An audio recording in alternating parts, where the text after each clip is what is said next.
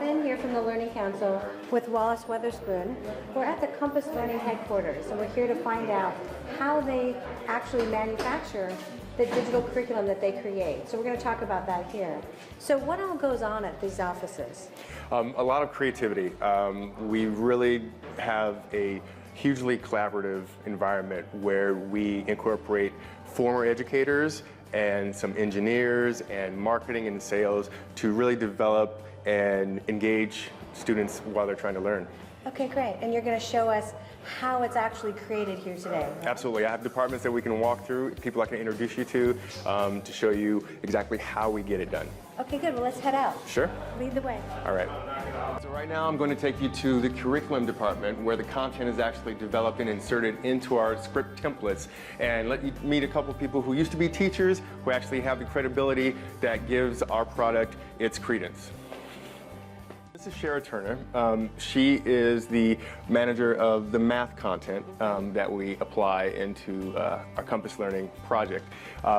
She used to be a teacher locally here in Austin, and she has graced us with her presence to really give that background, which gives us the depth and the rigor, which makes our content a valid thing. In order to deliver the content in a way that students are going to be excited about it, we have to really consider engagement. So we have to put in context that students are familiar with and excited about. We think of sports and things that they do in their everyday life, and it's really important that we have things happening on screen, highlighting, things coming on and off to keep students interested. Now I'm going to go talk to the creative director who is in charge of essentially making sure that our graphics are engaging, colorful, and pleasing to look at. I'm here with Carrie Lee. She's our creative director. And Carrie, could you please speak to how and why we do what we do from a visual standpoint?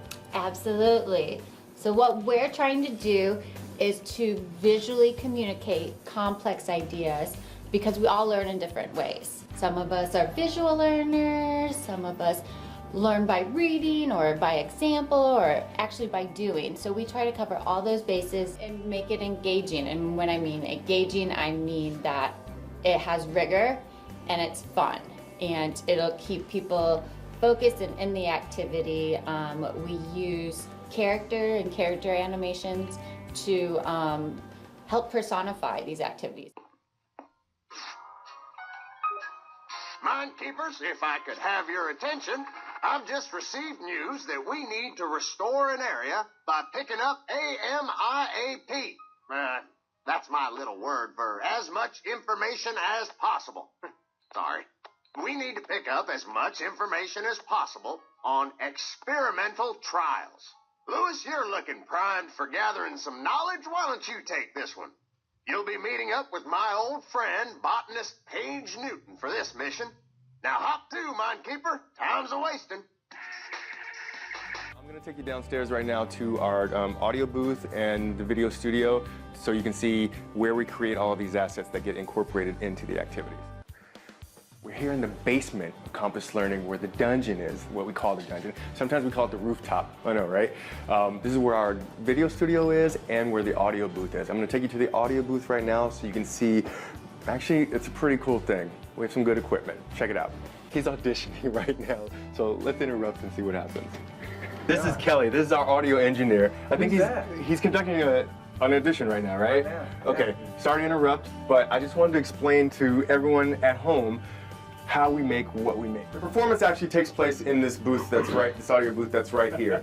But right now, before we actually go into the booth, they're going to do a bit of rehearsal so we can demonstrate exactly what goes into pulling out the quality performance that we need for our activity. So that would be some of the keywords here? Or? Yeah, well that would be good for your pacing, right? So we put that in there and then we'll just go through a dry run. Sure. And I'm here to help you use what you've learned about converting measurement units using ratios to solve a real-world problem step by step. We'll be using these 4 problem-solving steps to help us out. All right, so we just saw audio. Let's go to the video studio and see how we do that. All right, so this is the video studio, and this isn't a setup, but ironically, I'm the video manager, the video studio manager, so this is my realm right here, so let me tell you a little bit about that. Come on in. This is a video studio where we bring the scripts to life. So we bring in professional actors because we feel it's a little bit of a twist and it brings up the spice and the engagement for the content being delivered. Okay, so here I am again, Leilani with the Learning Counsel. I'm wearing an Einstein wig, so I'm assuming that at some point in time here in your studio you've had somebody play an Einstein. Yes. And I have a smoking jacket on, so I'm thinking at some point in time you've had somebody with a smoking jacket. What, Rhett Butler from Gone with the Wind? What's the deal with that? Actually, we did a take on the most interesting man in the world, and so he was always sitting the down. most interesting woman in the world. There you right go. Here. Yes, Okay, exactly. good. So, so obviously, I am a security guard who does inspections for science. Our most interesting man in the world, his name was Don DeBane, and he spoke very eloquently, and he had very hyperbolic anecdotes, if I could say. In the software.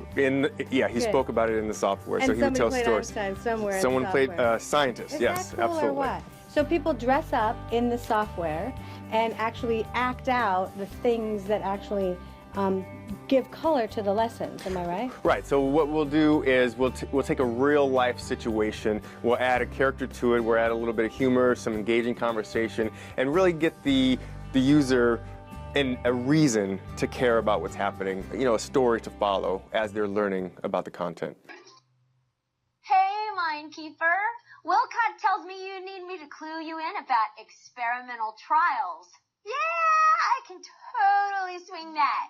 I know I seem like an easygoing plant gal, but I am a strict scientist by training. I can conduct a mean experiment when I have to. Now, let me get going by laying down a super important question. How do scientists know an experiment is a good experiment? Stumper, huh? And here's another one.